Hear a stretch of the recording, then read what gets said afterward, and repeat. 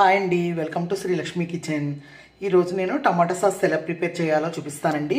ముందుగా కేజీ టమాటాలు తీసుకుని నీట్గా కడిగేసి ఇలా ముక్కల కింద కట్ చేసి పెట్టానండి. ఒక్కో టమాటా 8 ముక్కల కింద కట్ చేశాను. నెక్స్ట్ దీన్ని ఎలా ప్రిపేర్ చేయాలో చూపిస్తాను. ఇవ్వండి, ముందుగా కుక్కర్ తీసుకుందామండి. కుక్కర్ తీసుకుని ఈ టమాటా కట్ చేసిన టమాటా ముక్కలు ఇందులో వేసుకోవాలి.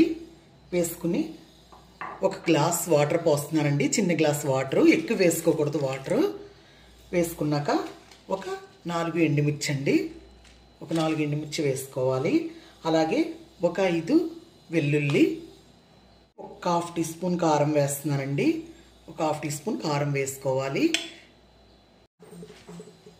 మూత పెట్టేసుకుందామండి. మూత పెట్టేసుకుని స్టవ్ పై పెట్టుకుని 3 విజిల్స్ వేయించుకుంటే సరిపోతుందండి. స్టవ్ ఆన్ చేసి స్టవ్ మీద పెట్టానండి. 3 విజిల్స్ అయ్యాక స్టవ్ ఆపేసుకుందాం. 3 విజిల్స్ వచ్చినాయండి. ఇప్పుడు స్టవ్ ఆపేసుకుందాం. ఇదిగోండి, ప్రెషర్ అంతా పోయాక మూత తీసి పెట్టాను. చూడండి, కొద్దిగా వేడిగా ఉంది. చల్లారాక అప్పుడు మిక్సీలో వేసి గ్రైండ్ చేసుకోవాలి. చల్లారాక చూపిస్తాను.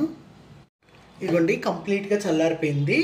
ఇప్పుడు దీన్ని మిక్సీ జార్లో వేసుకుందామండి. మిక్సీ జార్లో వేసుకుని మెత్తని పేస్ట్ లాగా గ్రైండ్ చేసుకురావాలి. ఇదిగోండి, గ్రైండ్ చేసి తీసుకొచ్చాను. ఇప్పుడు దీన్ని స్ట్రైనర్లో వేసి వడపోసుకుందాం. ఇలా స్ట్రైనరు కింద బౌల్ పెట్టుకుని దీంట్లో వేసుకుని మొత్తం అంతా కూడా వడపోసుకోవాలండి. ఎందుకంటే దీంట్లో సీడ్స్ ఉంటాయి కదా, గింజలు. ఆ గింజలు అనేవి సెపరేట్ అయిపోయి పైకి వచ్చేస్తాయి. చూడండి, పల్ప్ అంతా కిందకు వచ్చేస్తుంది.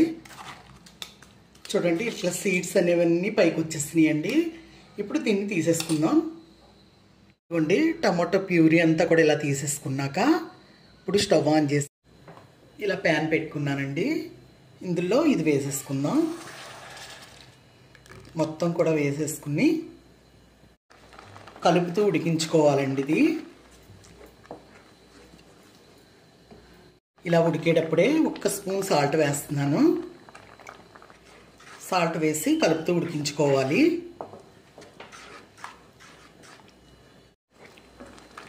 ఇలా కలుపుతూ ఉండాలండి. 5 మినిట్స్ ఉడికించుకున్నాక ఇది 2 స్పూన్లు ఉంటుందండి వెనిగర్. ఈ వెనిగర్ కూడా ఇందులో యాడ్ చేసుకోవాలి. వెనిగర్ వేసుకోవడం వల్ల సాస్ అనేది ఎక్కువ రోజులు నిల్వ ఉంటుందండి, పాడవకుండా ఉంటుంది. మళ్ళీ కలుపుతూ తిప్పుకుంటూ ఉడికించుకోవాలి. 3/4 షుగర్ అండి, 1/2 కప్పు షుగర్ వేసుకోవాలి. వేసుకుని కలుపుతూ ఉడికించుకోవాలి.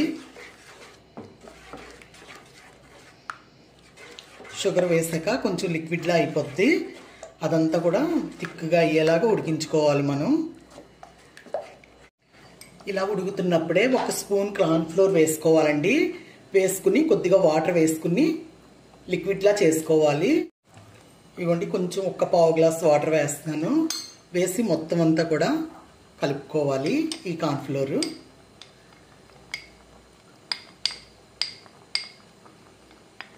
చూడండి, ఇలా కలుపుకుని పక్కన పెట్టుకోవాలి. షుగర్ అంతా కూడా మెల్ట్ అయిపోయింది. షుగర్ వేసాక కొంచెం లిక్విడ్లా అయిపోద్దండి. మనం బాగా ఉడికించుకోవాలి ఇది దగ్గరికి. ఇలా షుగర్ అంతా మెల్ట్ అయ్యాక ఇప్పుడు మనం కార్న్ఫ్లోర్ కలిపి పెట్టుకున్నాం కదండి. ఈ కార్న్ఫ్లోర్ కలిపి పెట్టిన ఈ లిక్విడ్ వాటర్ ఇందులో వేసేసుకోవాలి.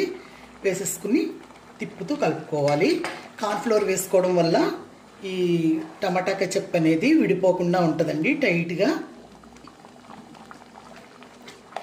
మనకి టైట్గా పట్టినట్టుగా అనిపిస్తుందండి, చిక్కగా అవుతుంది. ఇలా బాగా ఉడికించుకోవాలి.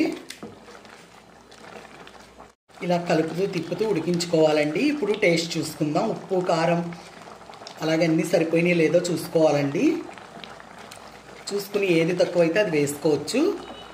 షుగర్ కావాలంటే షుగరు, సాల్ట్ కావాలంటే సాల్ట్, వెనిగర్ తక్కువైతే వెనిగర్ కూడా వేసుకోవచ్చండి. నాకైతే అన్నీ కరెక్ట్గా సరిపోయినాయి. ఇలా కొంచెం దగ్గరికి ఉడికించుకుందాం. చూడండి, దగ్గరికి వచ్చేస్తుంది. ఇప్పుడు ఒక ప్లేట్లో వేసుకుని చెక్ చేసుకుందామండి. చూడండి, అలా ఉంది, టైట్గా ఉంది. ఇప్పుడు మనం ఇలా థిక్నెస్గా రావాలండి. థిక్నెస్గా ఉడికితే మనకి బాగా కరెక్ట్గా వచ్చినట్టు. ఇప్పుడు మనం స్టవ్ ఆపేసుకుందాం.